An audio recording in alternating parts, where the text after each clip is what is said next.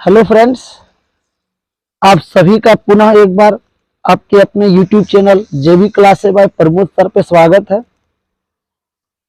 दोस्त, इससे पहले मैंने 3 वीडियो अपलोड किया है सोशल साइंस इकोनॉमिक्स का। ये चौथा वीडियो आज होगा, ठीक है, और ये भी इकोनॉमिक्स का ही है। तो दोस्त देखिए, बहुत इजी तरीके से आपको हम सब्जेक्टिव प्रश्न का तैयारी कराएंगे। आप इस वीडियो को देखिएगा, बाकी चीज आपको तुरंत याद हो जाएगा। प्रश्न है दोस्त पहला जो आज का, कि राष्ट्रीय आय से आप क्या समझते हैं। ठीक है, राष्ट्रीय आय क्या होता है, राष्ट्रीय आय से आप क्या समझते हैं। देखिए, आपको नाम से ही इसका मीनिंग पता चल गया होगा। राष्ट्रीय मतलब राष्ट्र, राष्ट्र मतलब देश, नेशन, और आय का मतलब इनकम, मतलब जो देश की इनकम है, जो नेशन का इनकम है, वो क्या है। देखिए लिखा हुआ है कि देश के अंदर सभी वस्तुओं और सेवाओं के मूल्य के साथ यदि विदेशों से प्राप्त लाभ को भी जोड़ दिया जाए तो इसे राष्ट्रीय आय कहा जाता है। दोस्त, आप लोगों ने जीएसटी का नाम सुना होगा, टोल टैक्स का नाम सुना होगा, ठीक है, इनकम टैक्स का नाम सुना होगा। तो ये सारी चीज, जीएसटी मतलब गुड्स सर्विस टैक्स, जो वस्तुओं पर हम लोग कर देते हैं, टोल टैक्स जो देते हैं, इनकम टैक्स जो देते हैं। टोल टैक्स जो सड़क किनारे गाड़ियों से लिया जाता है, दूसरा डिस्ट्रिक्ट का गाड़ी दूसरा डिस्ट्रिक्ट जाएगा तो वहां पे लिया जाता है। तो जब इस तरह का बहुत सारा हम लोग कर देते हैं दोस्त, तो ये क्या हो गया, देश के अंदर इनकम। अच्छा, देश के अंदर बहुत सारी सरकारी कंपनियां चलती है, जैसे बिजली उत्पादन संयंत्र, तो बिजली बिल उससे जमा होता है। तो ऐसी बहुत सारी चीजें होती है जो देश के अंदर काम होती है, और उससे जो इनकम होता है वो राष्ट्रीय खजाने में जाता है, देश के नाम पे जमा होता है। ठीक है, उससे फिर देश का विकास होता है।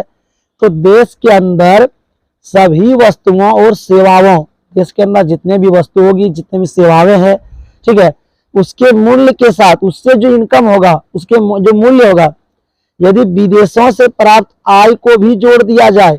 अच्छा दोस्त, बहुत सारी ऐसी भी चीजें होती है कि जो हमारे देश के हैं लेकिन वो विदेशों में अपना बिजनेस करते हैं, तो वहां से भी कुछ इनकम होती है। तो देश के अंदर की जो इनकम और जो दूसरे देश से भी इनकम प्राप्त होता है, सभी को एक साथ जोड़ दें तो इसे ही क्या कहा जाता है दोस्त, राष्ट्रीय आय कहा जाता है। ठीक है, मतलब राष्ट्रीय आय का मतलब कि देश के अंदर जितने भी वस्तु या सेवाएं हैं, सरकारी चीज, उससे जो इनकम होती है, और जो विदेशी कंपनियां यहाँ जॉब करती है, यहाँ कंपनी विदेश में जॉब कर रही है, इससे जो कुछ इनकम होती है, यानी कि विदेशी आय, सबको जब एक साथ जोड़ देते हैं, इस आय को क्या कहते हैं, राष्ट्रीय आय। तो प्रश्न क्या था बच्चों, प्रश्न था आपका कि राष्ट्रीय आय क्या है। तो राष्ट्रीय आय क्या है, तो जब देश के अंदर की सभी आय और विदेशों से प्राप्त आय सबको एक साथ जोड़ रहे हैं, तो इसी को क्या कहते हैं, राष्ट्रीय आय कहते हैं। ठीक है, अब जो आपका अगला प्रश्न है दोस्त, कुछ ऐसे कारकों की चर्चा करें जिनसे उपभोक्ता का शोषण होता है। अब आपको क्या करना है, कुछ ऐसे कारकों का वर्णन करना है, कुछ ऐसे कारक बताना है, कुछ ऐसी पॉइंट बतानी है जिनसे उपभोक्ता का शोषण होता है। मतलब ये बात दोस्त कि अगर हम लोग कोई सामान को खरीदते हैं और उसका उपभोग करते हैं, तो हम लोग उसका उपभोक्ता हो गए। तो कुछ ऐसे कारक बताएं जिनसे हम लोगों को क्या होता है, हम लोग का शोषण होता है, हम लोग को ठगा जाता है। ठीक है, तो हम लोग को कैसे ठगा जाता है, कुछ ऐसे कारक बताना है। तो सबसे पहला कारण है दोस्त आपका मिलावट। ठीक है, सबसे पहला क्या कारण आपका है, मिलावट। ठीक है, देखिए आंसर लिखे हुए हैं दोस्त, कि महंगी वस्तुओं में अन्य वस्तुएं मिलाकर, सबसे पहले हम लोग को कैसे ठगता है दोस्त। ठीक है, हम लोग कोई महंगा सामान लेने गए, अब महंगा सामान में वो क्या करेगा, सस्ता सामान को मिलावट कर देगा और हम लोग को मालूम नहीं होगा। तो इस प्रकार से हम लोग को वो क्या करेंगे, वो शोषण करेंगे या ठगने का काम करेंगे। ये पहला है जो कि आपके दैनिक जीवन में होता है, आप इसको खुद से भी बनाकर लिख सकते हैं। अगला दोस्त, कम तोलना। ठीक है, अब देखिए दोस्त, आजकल ऐसा भी कांटा उपयोग हो गया, मतलब आविष्कार हो गया है कि जिसमें आपको दिख तो रहा है कि 1000 मतलब 1000 ग्राम आप सामान लिए या 1 केजी लिए तो 1 केजी दिखेगा, लेकिन आपको वो 900 ग्राम ही वजन करके दे देगा। ठीक है, इससे भी क्या होता है दोस्त कि हम लोग को दाम तो ज्यादा लग जाता है, मूल्य तो उतना लग ही जाता है, लेकिन हम लोग ठगा जाते हैं। ठीक है, तो देखिए लिखा हुआ यहाँ पर है कि वस्तुओं में माप तौल में हेरा फेरी करके। तो आपको प्रश्न पूछा था कि कुछ ऐसे पॉइंट बताइए, कारक बताइए जिनसे क्या होता है, उपभोक्ता को शोषण किया जाता है। तो पहला जवाब क्या था दोस्त, मिलावट।